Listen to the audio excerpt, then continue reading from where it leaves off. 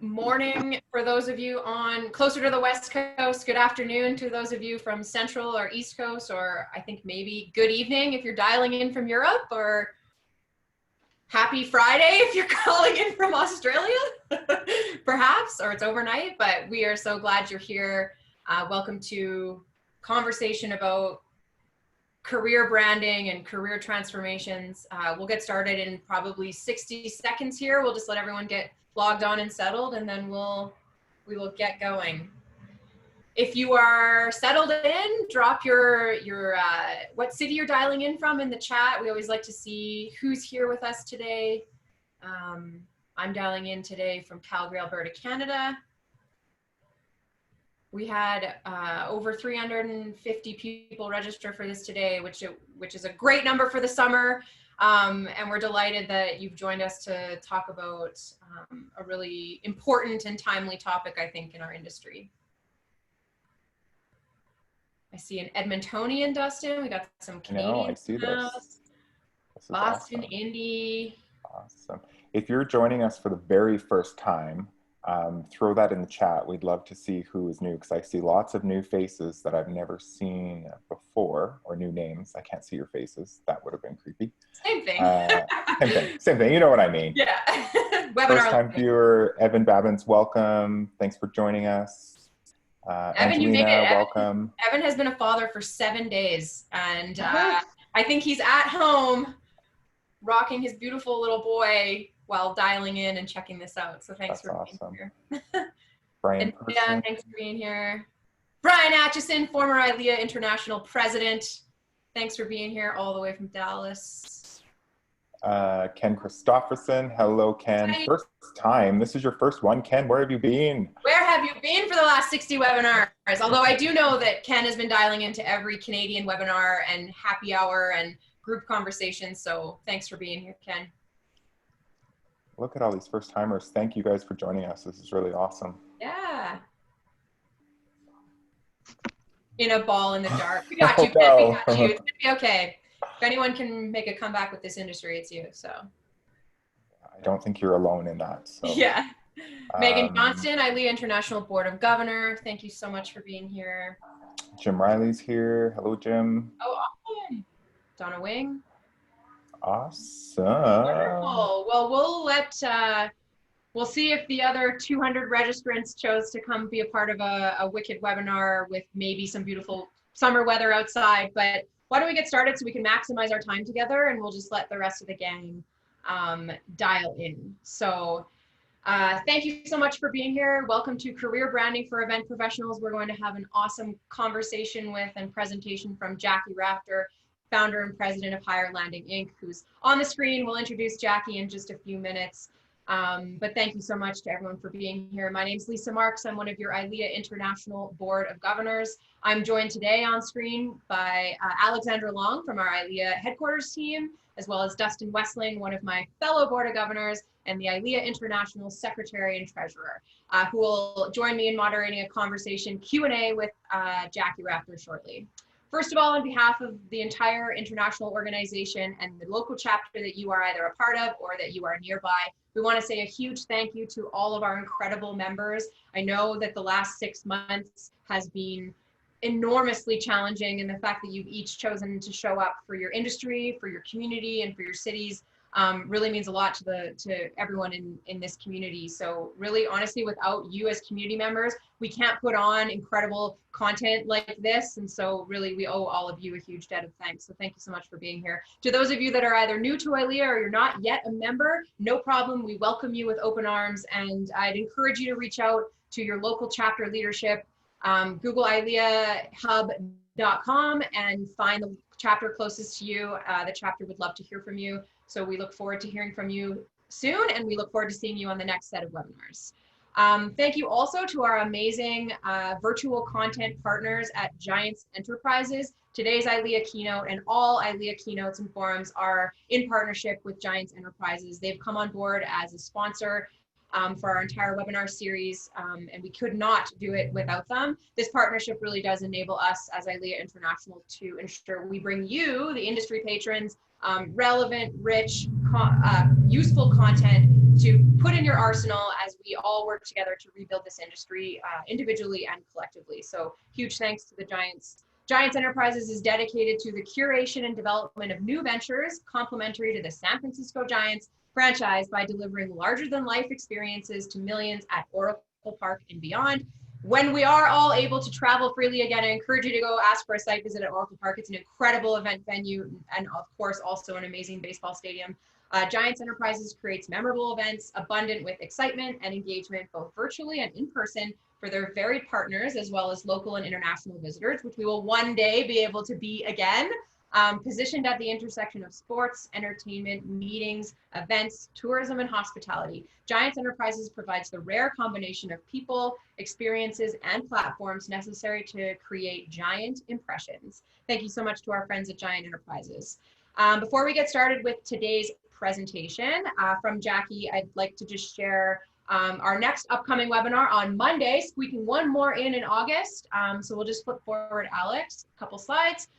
Join us on Monday, so just in a couple business days here, for a hot conversation with our friends over at the Live Events Coalition. Tons of conversation from each of you online, on social, about what is the Live Events Coalition, or if you are well versed in what they do, then come join us to maybe ask some further questions or seek clarity. We're going to get them to tell us their mission, their story, how you, the event professional, can get involved in your own markets, and what the intended outcome is of all of that work for our industry. So registration is open. Visit ileahub.com, click through to recovery resources and secure your spot. We will see you on Monday at the next ILEA Forum powered by Giants Enterprises.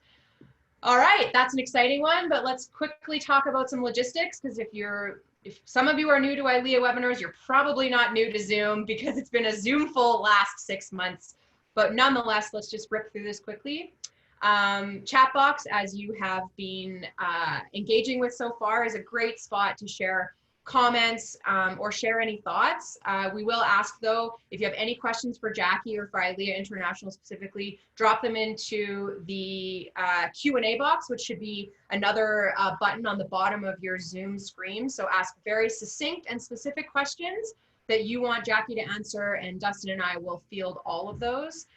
There is a like feature for the inside of the Q&A box. If you see a question you also want answered, give it a like to promote it up to the top so that we know that that's the content you want to talk about here.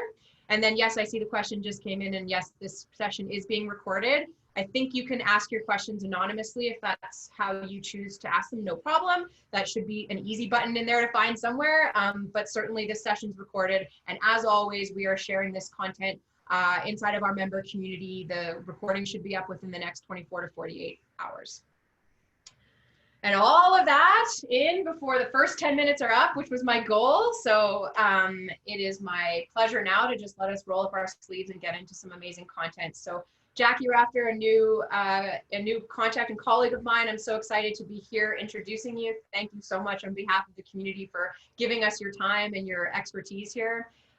Jackie Rafter, MBA, is the founder, president, and CEO of Higher Landing, Inc. So if you're curious to know more as you sit here and listen, visit higherlanding.com as their website. Jackie is a visionary career transformation strategist and entrepreneur with a passion for helping people discover and live their purpose. As founder, president, and CEO of Higher Landing, Jackie helps professionals, executives, and globally known athletes to help them transition and transform their careers. The proprietary career transformation methodology that she has pioneered at Higher Landing is being broadly adopted across professions, particularly in disrupted industries as they go through significant disruptive change. There is no bigger industry that is going through disruptive, significant change than ours. And so maybe that's a big statement, but we are all going through massive change right now. We didn't choose to come to this crossroads, but here we are. Jackie holds a dual degree from the University of Calgary with an MBA and Bachelor of Education in French. Amazing, and is a champion of helping people live fulfilling, purpose-driven careers. I think we can all take a nod out of this book. I know that when Jackie and I first connected, I think we had a 20-25 minute conversation, and in that Amazing conversation. I took away 5 or 6 notes for myself on how to talk about yourself, on what value you actually bring. And I think all of that new, modern, fresh way of thinking about how we speak about ourselves and what we ultimately want will bring in greater opportunities for each of us, whether you're shopping for a new role or not. So I'm really looking forward to this. Jackie, over to you. Thank you so much, Lisa. My gosh, I can certainly see that that you are an event professional on steroids. I've never seen an online event organized as well as this one. Oh, thank you. Well, I'm so glad to hear that. And Jackie, we're really looking forward to hearing from you. So take it away. Thank you so much. So welcome, everyone. I know that there is a lot of talk about career transition, career transformation, career management. And a lot of people don't really understand what that means. In my world, what it means is to help people to build purpose-driven careers. So I've been doing a lot of talking about how to manage careers in this phase of your post-pandemic career. So, I mean, there's no question that we are in the midst of disruptive change right now around the world. And how we get a job, how we manage our careers, how we live our lives has been transformed forever. And that is something that we just have to get used to. This is essentially the new normal. And I just, before we get started, I just wanted to get a sense from you as to what you feel has changed most in your careers since COVID started. Would anyone like to share? I don't know if you guys can speak. I'm not sure. No, you'll start to see some responses come up in the chat. Do you want me to? I can read them out. Why don't you just read them out? Yeah, sure. So I won't list any names, but I'll say, although the names are public, but no work, income, lost my job, little to no events in person, all virtual / no in person, no events. All of my events and my job have been eliminated. The ability to meet clients in person, great one. Ended, ? Winky face. No longer feel like an expert. Yeah, that's interesting. Job loss, lack of in-person events. Job has been deleted, no work, no events to shoot. So probably a photographer. Switching to run other programs in the org, not events. Interesting. No events, being laid off after 15 years in business, having to start again. Many changes to addendums. Digital events are booking last minute and canceling quickly. No purpose or direction. Jobs eliminated. Events will not resume nearly the same way when they can. Wondering if I need a new career. Interesting. No work. Grieving the loss of identity. Lots of grief, Jackie. I certainly felt that too. Change for position from director of events to marketing director. Frowny face. So not necessarily a change that was wanted. Entering the industry now halted. That's an interesting one. Pressure to pivot into a very crowded space.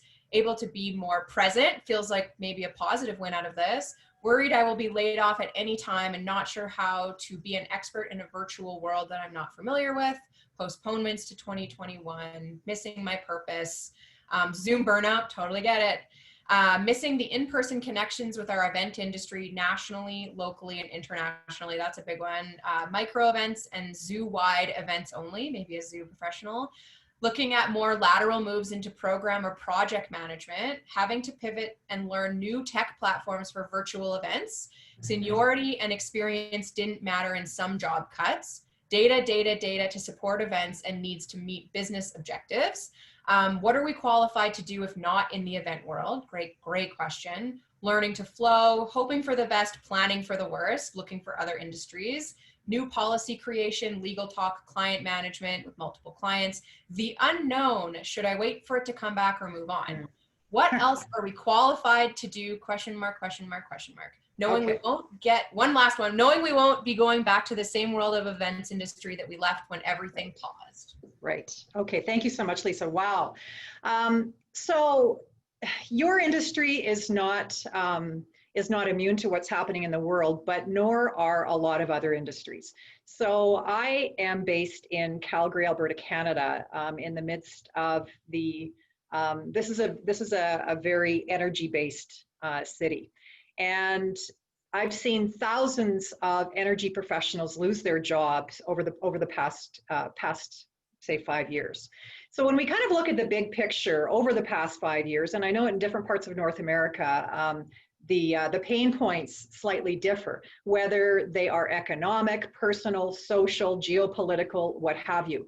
But there's no question that careers and how you manage your careers are in the midst of change. And so when I look at North America, we started to see the collapse of commodity prices, investment capital drying up in certain industries, and a lot of industries being tipped on their heads. And if that wasn't bad enough, then we started to see the proliferation of artificial intelligence, machine learning, data analytics, all colliding together to create what we thought then was a perfect storm.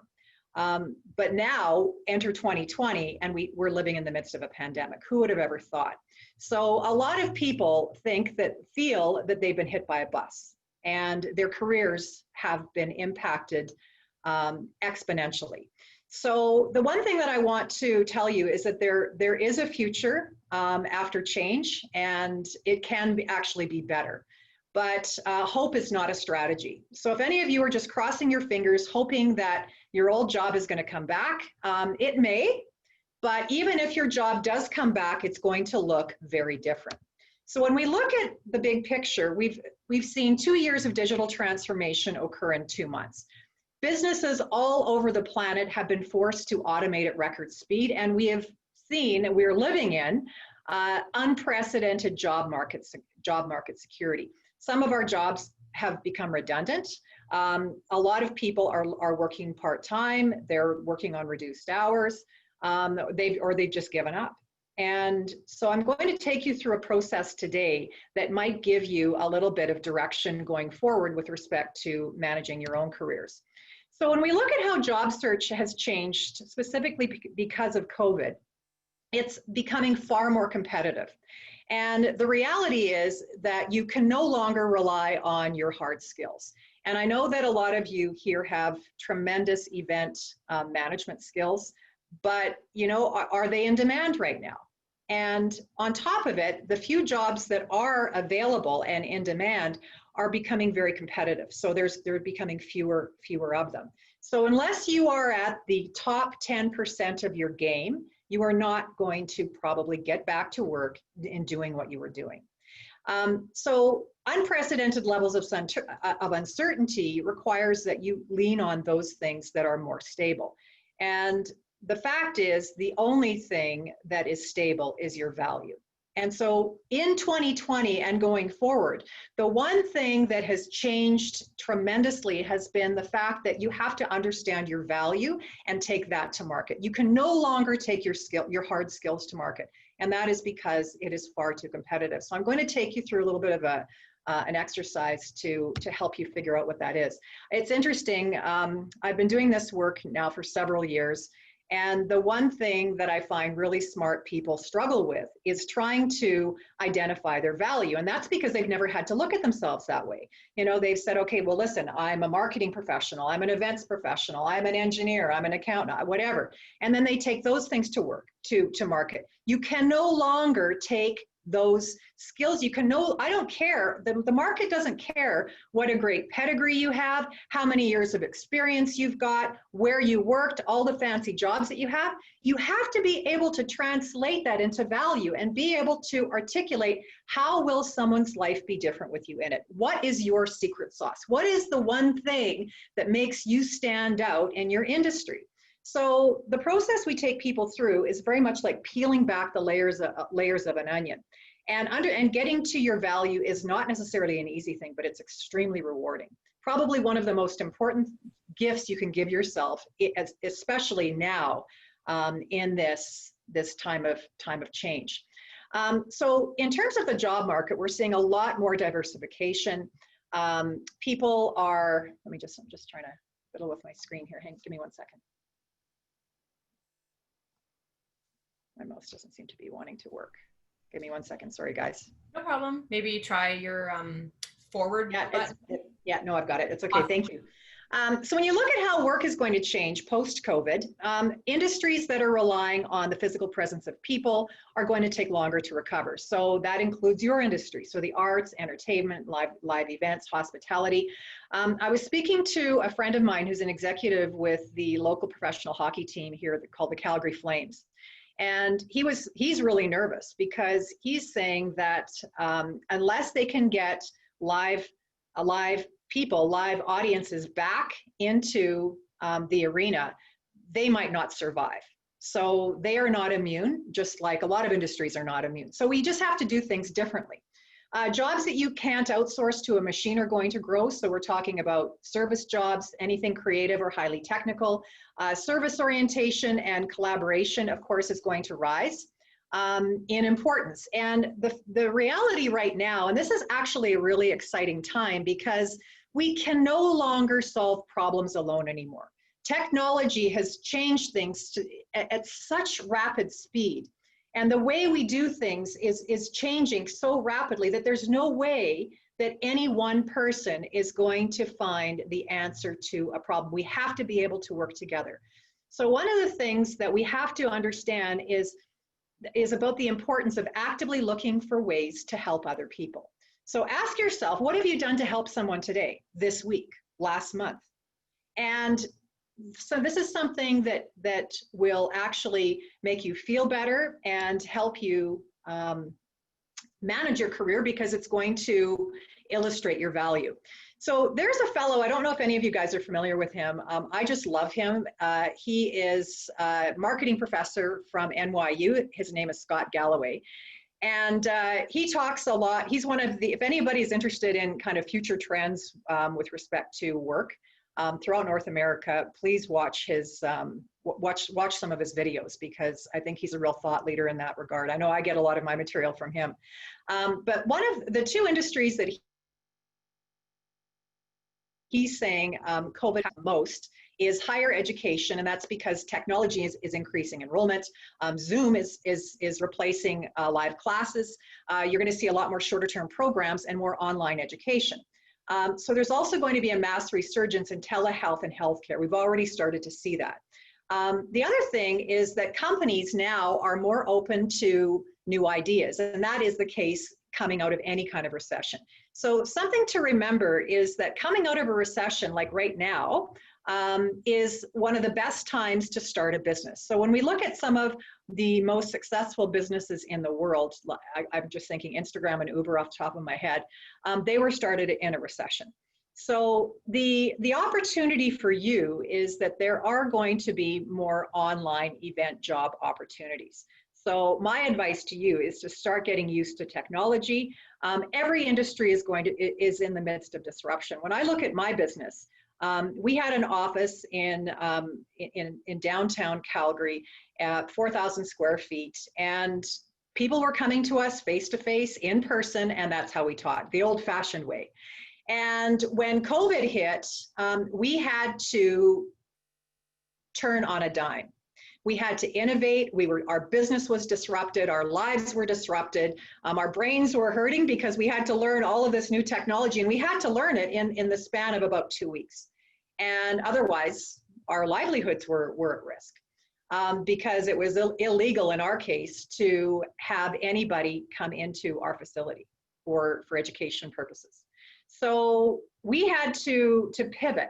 And we had to transform the way we think, the way we do things. I had to learn, and I'm not a digital geek by any stretch, but it was just part of the evolution of what is happening on the planet. So my advice to you is that if you want to stay in your career, you're going to have to become more comfortable using these online tools like Zoom and some of the others, and understand how to teach others to use them as even potentially revenue generating opportunities. So when people say, okay, well, what should I do? My advice to event professionals would be to propose to organize and market an online event. So who can you do that to? And you have to be, there's 3 things that you have to understand about this new market. You have to be smarter, you have to be more strategic, and you have to be proactive. And you can no longer just rest on your laurels waiting for the phone to ring. Those days are gone. And so what can you do to serve someone? So a lot of you people have tremendous levels of creativity. So think of some value that you can add to an organization, maybe that you've never worked with before, and think of how you might be able to make them money, improve their brand, et cetera, and offer to do an online event for them. As well, think about collaborating with someone. So what can you do now to work together? So rather than competing with each other, how can you work together and maybe propose some of these ideas to businesses that you've never worked with before? Trust me, businesses themselves are struggling to survive. In our province, there was a recent study done of a number of CEOs, and almost 25%, and these were large companies, international companies for the most part, almost 25% said that they were concerned that they may not survive post this pandemic. I mean, that is crazy. Now, a lot of these companies, of course, are in the energy sector, and we know that's in the midst of disruption. But even still, there are going to be jobs there, but the way we do our jobs are going to be different. Whatever job you have now or are going to have, if you're not working right now, is going to look different 6 months from now. So one of the things that you should be getting comfortable with is this whole notion of learnability. That's one of the top soft skills of 2020. And I would hate for anybody to be turned down for an opportunity just because they don't have experience using like a simple app like Zoom or some other technology that they could have learned on their own time over an evening or a weekend. So if you have an ability to learn, make sure that others know that. Just say, listen, I don't know that the software or the process or the technology today, but trust me, I've got a track record of learning things like that very, very quickly. So start a business, ask yourself, how can you help someone you will never meet again? Think about that. And do IP. So I like to talk about IPs. IP in the I guess the normal world stands for intellectual property. In my world, it stands for the two most important questions to ask anybody in any important conversation, whether that's an interview or it's with a client or just a friend or even a family member for that matter.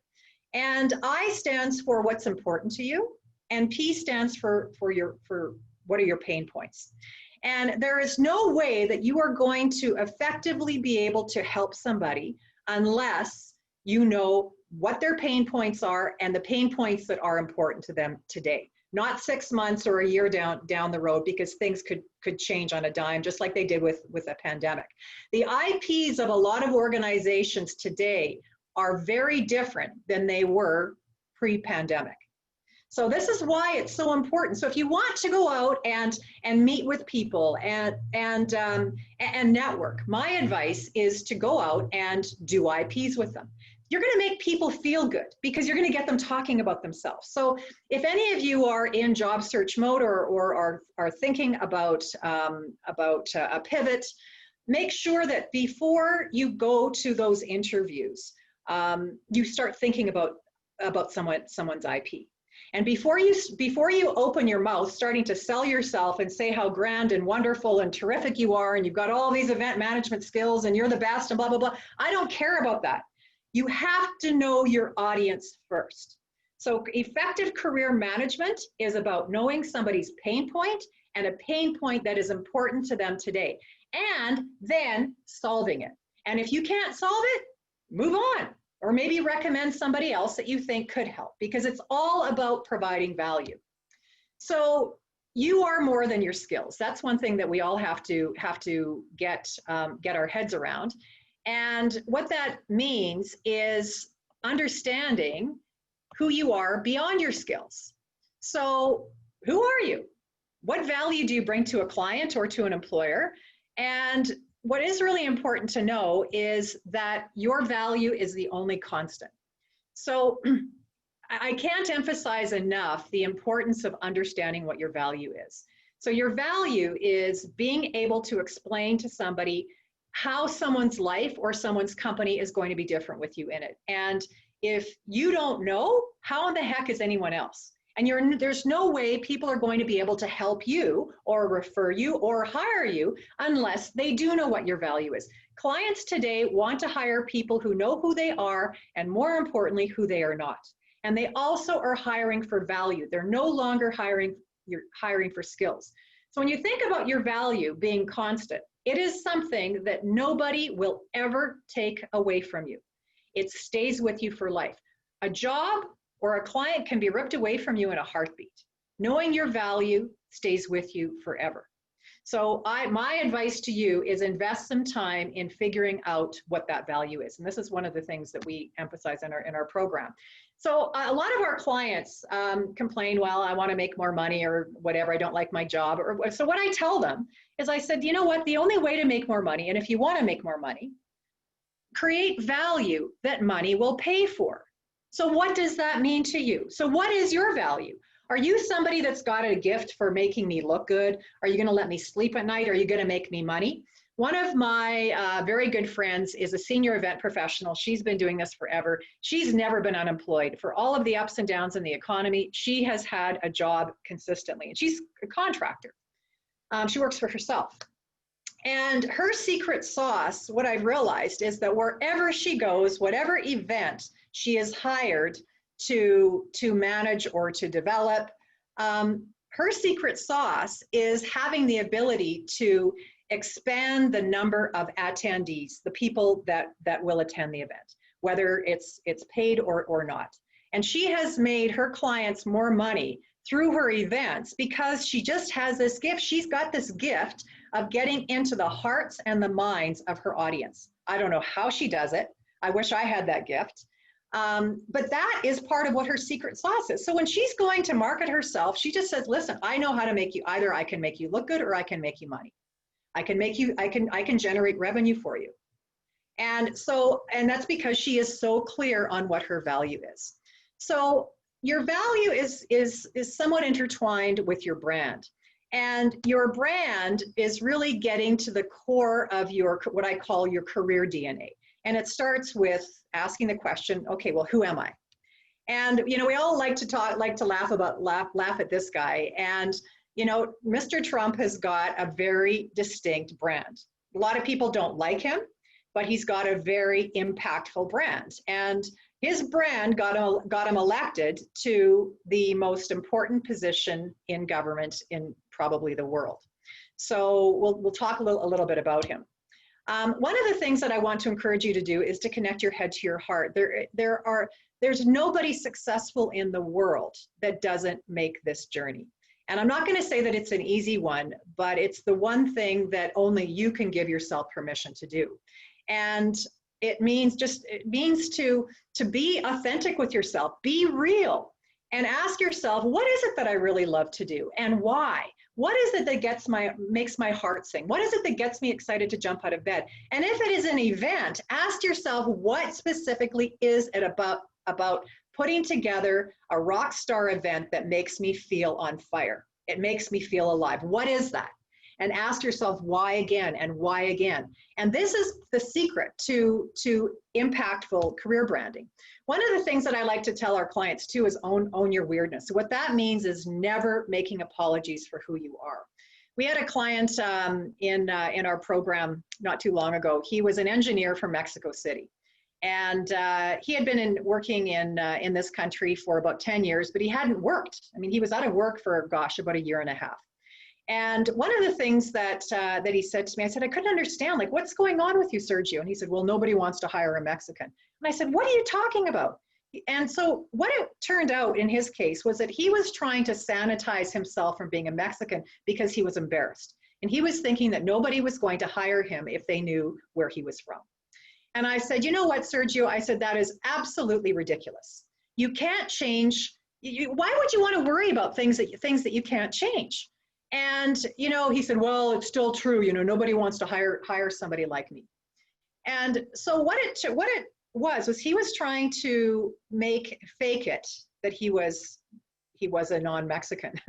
And I said, you know, Sergio, I said, that's just ridiculous. You can't change where you're from. You can't change your parents. You can't change where you're born. You can't change your education.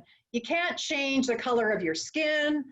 well, I guess unless maybe you're Michael Jackson or something, but you know, why would you want to waste so much effort trying to be somebody that you're not? Anyway, he came into into one of my classes shortly after that, and you know, he said, Jackie, he said, I'm really sorry, but I don't think I can finish your program. And I said, oh my gosh. I said, why is that? And he said, well, I got a job. And I said, you're kidding. I said, isn't that exciting? I said, what happened? And he said, well, you know, I decided to take your advice. And I said, well, what was that? He said, well, I decided to update my LinkedIn profile, and I put on there that I was from Mexico City. And you know what? It pretty much just killed me. And then he said, you know, I put on there, you know, that I was bilingual in Spanish, and, you know, and all of these other things. And anyway, he got a call about 2 weeks after he had updated his profile from an engineering consulting firm that was looking for a professional engineer in Alberta that could speak Spanish. And when they found out that he was from Mexico City, they practically fell off their chairs, because the reason that they were hiring this person was because they had just landed a contract, not just in Mexico, but in Mexico City. So when they realized that Sergio had had experience and he had actually lived in Mexico City, knew the lay of the land, they pretty much felt that they had won the recruitment lottery. So this is an example. You guys, don't ever try to be somebody that you're not. Who you are is your future talking to you. We are all different for a reason. And your job, and when it comes to career management, is to figure out what is it that distinguishes you from all the other amazing event professionals in your industry. And nobody else can do this work for you. So I just wanted to introduce a transformation process that I've pioneered over the last several years. And once again, I call this career transformation rather than transition. Now, it does not necessarily mean that you're going to pivot careers. I mean, you might, but the process is very much like taking a product to market, which most of you would probably be able to relate to being in your industry. So the first thing is transition. The second step is branding. The third is marketing. So it's very much like taking a product to market. So in this case, you are the product. So number one, you have to know who you are. What is the product? Right? Number two, you have to package it up. The last thing you do is you take it to market in that order. And where most people fall apart when they are going to market for a new job or a new client or even a promotion is they race to market and they aren't ready. They don't know who they are. They don't know what it is that makes them different. They haven't packaged themselves effectively. And so when I'm talking about packaging, I'm talking about things like your LinkedIn profile, your resume, how you speak, your voicemail, how you carry yourself, how you use these tools like Zoom, for instance. And it's ensuring consistency of messaging. So if your LinkedIn profile says one thing and your resume says something different, and then you show up and you completely confuse the person that you're meeting with because they really don't get you, then you've just completely lost credibility. Now in our program, we have this thing called the Grizzly Den. So it's very similar to, say, Shark's Tank or the Dragon's Den, where we give our clients an opportunity to test their brand in front of a pilot of live decision makers that they don't know. So we are now doing these events online. So if any of you are interested in tuning in, we do them about twice a month. And because they're virtual, we can now invite more guests. So as a gift for ILEA members, I would like to extend an invitation. If you're interested, just email info@higherlanding.com afterwards, and we can send you the information. Okay, so when you're going to marketing, the one thing that I wanted to point out too is a lot of people just spit their resume all over the place on social media, playing that job lottery, crossing their fingers, hoping that they're going to get a call back. You guys, that doesn't work. That is old-fashioned job search stuff. That is in the past. And today, you have to be a lot more strategic. And when it comes to marketing, what we're really marketing is your value. So your value is being able to describe how someone's life is going to be different with you in it. So once you understand that, your target market are those companies and people that will appreciate your value, not your skills, your value. They're going to appreciate what you're bringing to them. So if you don't know what it is that you're bringing to them, it's going to be really hard to take yourself to market and compete successfully. So I just wanted to introduce to you this, I call it my career transformation model. This is essentially a change management process. And all I've done is I've adapted it to those that are managing their careers. So at the very bottom of the pyramid, you can't see it very well, but it says transition. And then we move all the way up to the stages of transformation. So this is the first step of building a brand, building a really powerful brand. So at the very bottom of the pyramid, we have survival and crisis. So what that means is that if you're going through a death, a divorce, something really serious is happening in your life, you have to find some stability in your life first. So that means if you need to get a survival job or do something that you might not really want to do, but you have to pay the bills, you go ahead and do it anyway. No one is going to judge you for it. Remember, you have to find some stability because you can't think strategically when you're in a state of crisis. Secondly, when it comes to taking yourself to market, you have to be able to do effective IPs, which means being curious about somebody else, right? You have to ask them what's important to them and what their pain points are. It is near impossible to do that when you're in a state of crisis because the only thing you're focused on in that stage is you. You're worried about you. You're not worried about anyone else. So where we start everybody is in their abilities and skills. And we do an inventory, and so I recommend you do this, of what you can do first. So what kind of skills? So you've got great education, event management skills, et cetera, et cetera. So you can't just stop there though. And this is the trap that I would say 90% plus of people get stuck in when they're taking themselves to market. And they keep spinning their resume out solely with a resume based on a bunch of hard skills. That doesn't work because it's too competitive. So you also have to look at your soft skills. So your soft skills are those things that make you you. They're part of your unique career DNA. Nobody can take them away from you, and they're really hard to train somebody to do.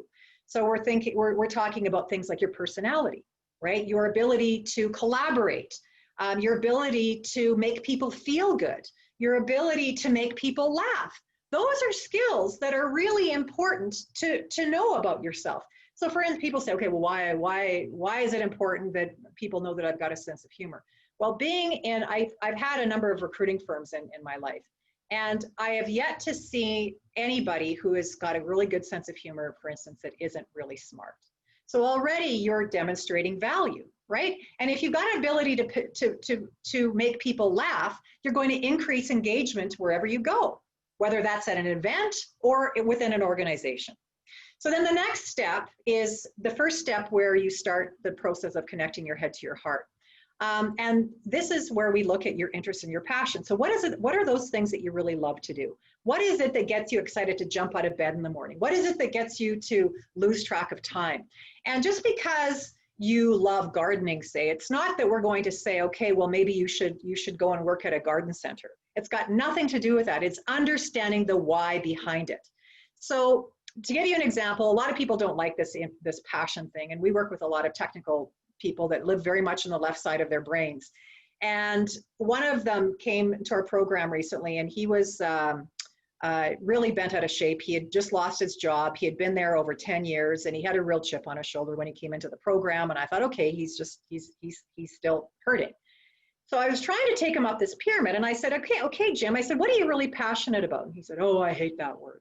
And it's like, okay, well, call it something different. Call it interests, hobbies. What do you like to do in your spare time? And he said, nothing. And I said, okay, well, you know, what did you do on the weekend? And he said, well, I was gardening with my wife. And I said, oh, that's interesting. So I said, you like gardening, do you? And he said, well, whoa, I didn't say that. And I said, okay, well, let me ask you a different question. I said, what is it that you like about gardening? And he said, well, I guess it's kind of it's kind of creative, and I think it's kind of nurturing. And I said, oh, so you like nurturing, do you? And he said, whoa, I didn't say that. So I said, listen, let me ask you something different. I said, can you think of a time in your last job where you might have nurtured something where it resulted in some sort of a win? So you got to understand, this guy was a middle manager, technical manager within a large company. And so I said, can you think of a time where you might have nurtured something in that organization? And all of a sudden there was this dead silence. And I look over at him, and I could see his lips start to quiver. And I thought, oh my God, now what has happened? And all of a sudden he put his head up and he said, you know, I can think. And I said, well, what? He said, when I look back at my last job He said, everybody that worked for me went on to do greater things than I did. One became the president of this division, one became a VP, one started his own business, and the guy totally broke down in tears. And he said, I had no idea that I had any value whatsoever. And I said, well, Jim, I said, I hate to rub salt into wounds, but I said, did your boss know that about you? And he said, I don't think so. And I said, well, you know what? That wasn't their fault. That was yours. Because it is your job to make sure when you land and when you're working, that everybody around you, above you, and below you knows what your value is, because that is what you want to become the go-to person for. That is how you build a sustainable, powerful career. So once he realized that he actually had value, his whole demeanor changed. So the same thing can happen to you. So it really goes back to understanding what is it that you love to do and why. And then keep asking yourself why again and why again until you drive yourself crazy, because that's how you're going to uncover your value. Then you go to the next level of the pyramid, which is values and beliefs, and that's understanding what's important to you. The reason that is important, you guys, is because if what's important to you is not important to who you're working for or with, you're not going to be happy or successful. The next level is identity, and this is where we do a lot of work in this area on developing brands for people. It's being able to explain who you are in a word or two. It's not easy. So, whether it's, you're the Navy SEAL or you're the MacGyver or what have you, it's really important that you do that, because when you're selling yourself, you've got 5 seconds to do that. You don't have 5 minutes. So unless you're able to communicate your value in just a few seconds, no one's going to remember you. And remember, it's your job to make it easy for others to help you and to remember you. Anyway, the top of the pyramid is purpose, and that's helping you to get clear on what is it that you should be doing rather than what you can do. Usually what happens when people go through this process is their clarity and their confidence skyrockets. So if any of you are interested in learning more about how to brand yourself, I'm happy to, you can attend one of our branding workshops, and it's done over a 2-day period, but it's very powerful. Just wanted to touch upon, I know our time is short here, top 5 soft skills of 2020. I thought that this was rather important for you to know.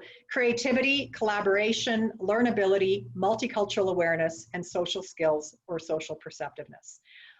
So just make sure that if you are in job search mode and one of these or more than one applies to you, that these show up on your resume and that you sell yourself on these traits as well.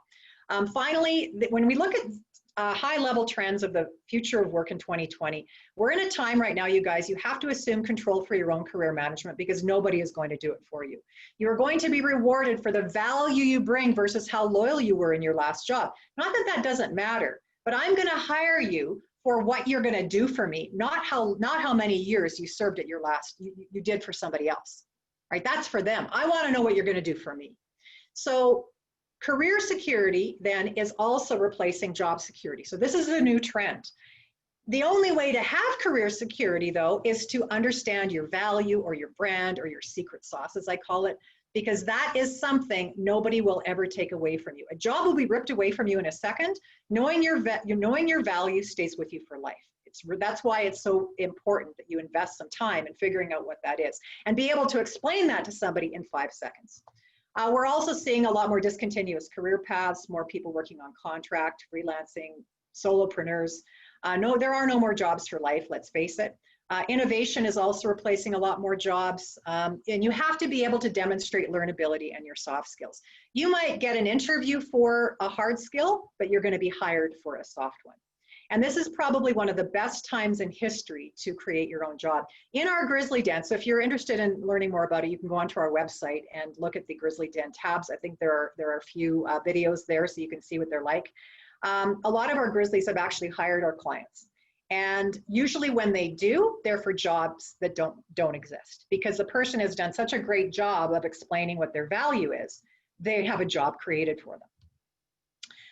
So your career is your business. My advice to you is manage it like a CEO, follow some of these tools. If any of you are interested, and then I know we have to go, we do have a 10-week boot camp that you might be interested in. We did a pilot over the summer and had absolutely outstanding success. It's a way for you to build your brand, understand your value, and then actually go to market in this 10-week period of time. So a number of our clients have already landed and in this post-COVID time. Some of them have pivoted, some of them have done completely new career pivots, and others have stayed in their old jobs. So the point is that career management techniques have changed, so we teach you about that as well. And then you could see a few more of our workshops on our website. Emerging sectors is a great one because it also includes an aptitude test. I thought that might be relevant for you. And then if you wanted, you could just take a workshop called Knowing Your Brand. Okay, that is it. Any questions? Wow, Jackie, oh my gosh, that was incredible. It's hard to squeeze so much in a short period of time, so I'm sure that you did a great job. We do have a few questions lined up here, so let's get right into it so we can get to as many of them as we possibly can. So I'm just going to start with this one.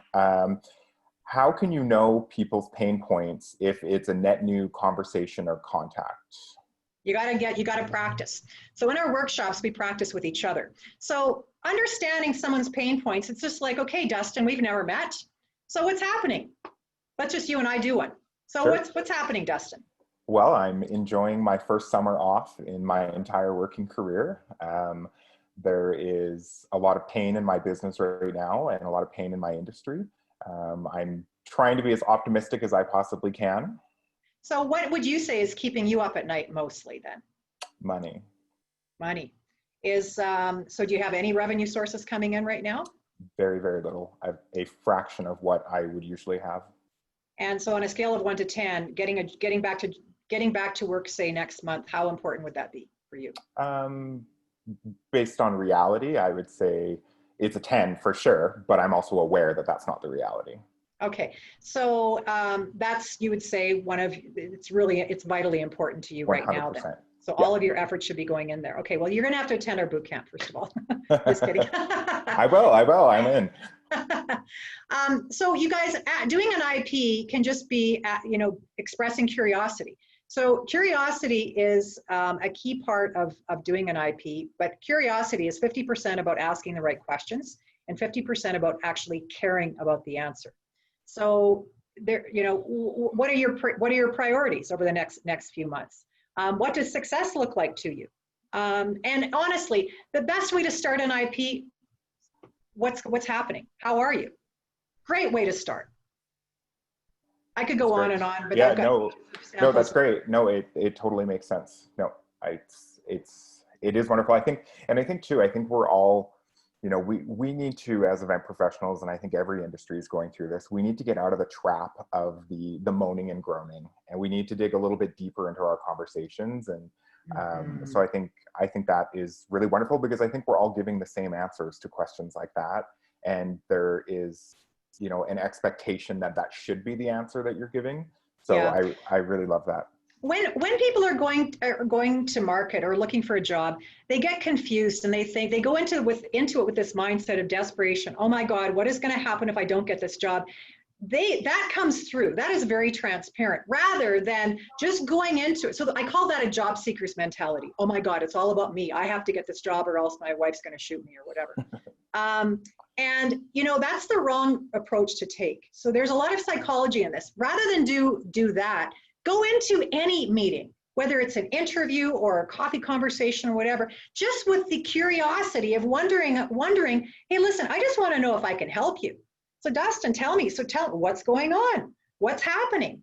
I don't know if I can work with you yet, because I don't know what your IP is. Now, if there is a pain point that I can help solve for you, then yeah, let's have a conversation. But if I can't, then you walk away. That's great. Next question. What are the best ways to present your soft skills and interest passions before you meet a person with a potential employer if it's not on a resume? So that's about building your brand. And so the work that we do is we do a lot of work on social media. And so I wouldn't educate someone about your passions because they might not give a hoot. But what they will give a hoot about is your value. Right. So, you know, tell me what your value is. So blogging is a fabulous way to illustrate your value. We talk about, you know, how can you get the attention of your target audience? So potential employers before they meet you. So you have to have a strong online profile. Blogging is a fabulous way to do it. You can go to speak at events. All of you here today are building fabulous brands. You're putting the fact that you're members of ILEA on your, I'm hoping, on your resume, on your LinkedIn profile. When you have conversations with others, I mean, this is all part of building your value. You're telling me that you care about others. You're building community. So that's collaboration. It's one of the top 5 soft skills of 2020. That's great. Since you mentioned LinkedIn, we'll obviously encourage everybody to post on LinkedIn that you were on this amazing webinar today. Yes, and please feel free to connect with me on LinkedIn too. For sure. Evan's asking, do you have any good tips to make LinkedIn profiles stand out from others? It's all about your value. So forget about your hard skill. I don't want to say forget about it. So when you are putting an effective LinkedIn profile together, take that pyramid and make sure that every level of that pyramid is included in your profile paragraph. So when we teach how to do LinkedIn, the top words on your LinkedIn profile should be your branding words. We call these your wow factors. And they're words that they're like 3 words that would best describe you on the basis of your top skill, your passion, and your value to someone. And it's really hard to come up with, but I'll tell you, it's worth its weight in gold. So then those words would filter into that quick conversation that you're having when you talk about who you are. Hi, Dustin. So when we take people to market too, and this is part of what we teach you to do, you know, we'll call up.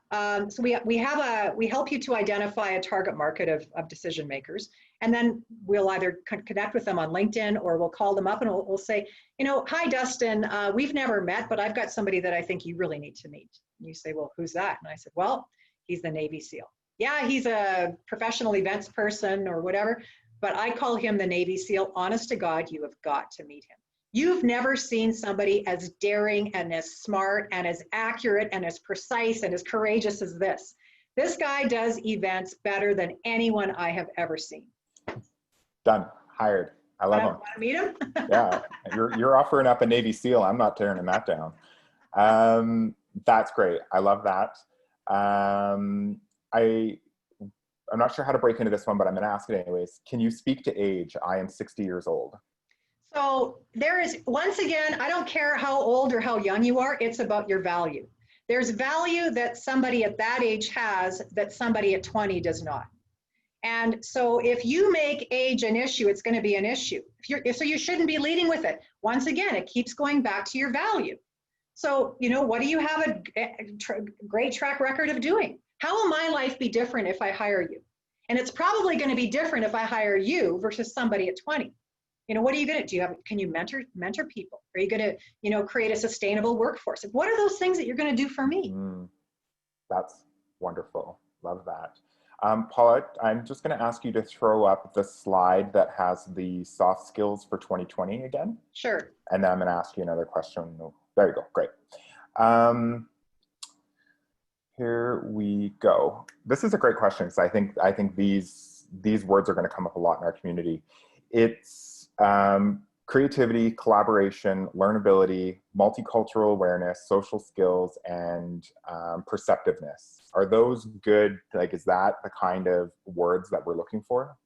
So creativity. Think about what people are being hired to do now. They're being paid to innovate, to think out of the box, right? So however you want, I mean, don't use these words. I mean, if you want, go ahead. No one's going to know that you've necessarily just attended this. And Jackie said that these words should be on your resume.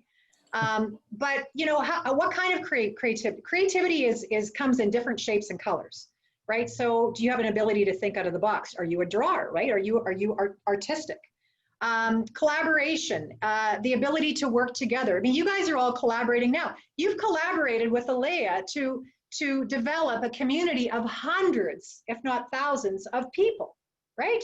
That is important. So when you think of industries that have have grown exponentially through collaboration and through using what I call the crowd. Think of anything social media related. So LinkedIn, Facebook, crowdfunding, crowdsourcing. Who would have ever thought 10 years ago that it would be legal to raise money online in 2020? Never would have thought about that. So learnability, I've already explained that. If you have a successful track record of learning things quickly, then put that on your resume. But I'm going to tell you, don't put any of these things on your resume unless they are true. Because the first thing somebody's going to ask you is, okay, so great, Dustin, so you say learnability. Give me an example. So my advice to you is to invest your time and effort into learning new things, whether they're software packages or new languages or whatever. But one thing when it comes to learning, you guys, I can't begin to stress this enough. If you are considering a pivot and you're considering upskilling, please make sure that you understand your value first, and then take courses or programs that will further amplify that value, not dilute it. So if you're a Navy SEAL, why in the world would you want to take some data analytics thing? Navy SEALs are going to be paid to go to the front lines, make stuff happen, change agent, I'm not afraid, rather than go and sit in a corner and counting widgets with the door closed. That's not going to be very good. So that's going to be a complete waste of their time. So learnability is really important. So go out and seek opportunities to learn, whether you pay for them or you learn on your own, or even you can learn through volunteering. But make sure that you're seeking things that will further amplify that value. Multicultural awareness. There isn't any class that I've taught in the past 5 years that hasn't had at least 30% of people that were not born in this country in it. Right? So we're living, and plus on top of it now with COVID, the opportunity has presented a huge number of virtual jobs, because we've proven that we can work virtually a lot better. You better be able to relate to other cultures and other people, right? The way that they think, their habits, all that kind of thing. So that's just the way that the world is going. And social skills, social perceptiveness, these are things that you cannot teach a computer to do. That's great. We're going over just a little bit. We love to respect everybody's time, but I feel like there's 2 more questions I want to get out. So if you can hang in there with us, that would be great. So when creating your value, is it important to mention meeting designations or degrees? And is one more valuable than the other in this environment? So let's talk about designations, degrees, all those letters that go after your name. For sure. So that's part of your those are your hard skills, for sure. I mean, those will give you permission to play. Right? Those will probably get your foot in the door, but are they going to get you a job? Probably not. It's going to be a soft skill that will. So tell me how you're going to apply that degree or designation. Don't hide anything, you guys. It's just like Sergio, the Mexican engineer I was telling you about. Do not dumb down anything. You should be proud of who you are. You cannot change that, right? We were all put here for a reason, and it's time to own your weirdness, not hide it. Gotcha. So be your authentic self. Got you. So if you're a CACP, which is ILEA's designation, you're recommending that, saying you're a CACP is great, but what does that mean to the person you're talking to? Exactly. What skills have been provided to you through that, right, and why does that stand out? It shows me that you have invested time in something that obviously is important to you. Okay, but now how are you going to make that important to me? Awesome. Great. New CACP exam launching this fall, just throwing that out there.